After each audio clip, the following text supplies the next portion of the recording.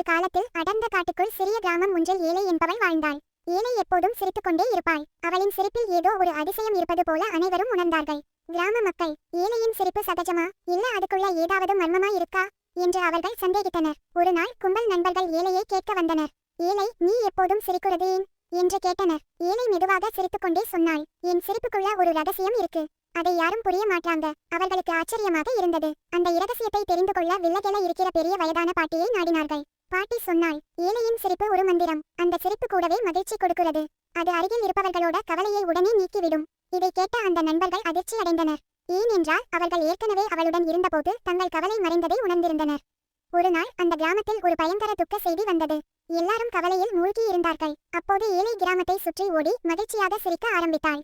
அவளின் சிரிப்பின் அதிசய சக்தி கிராமமெங்கும் பரவி அனைவரும் மீண்டும் மகிழ்ச்சியடைந்தனர். அந்த நாள் முதல் ஏழையின் சிரிப்பு அந்த கிராமத்துக்கே ஒரு வரப்பிரசாதம் ஆனது.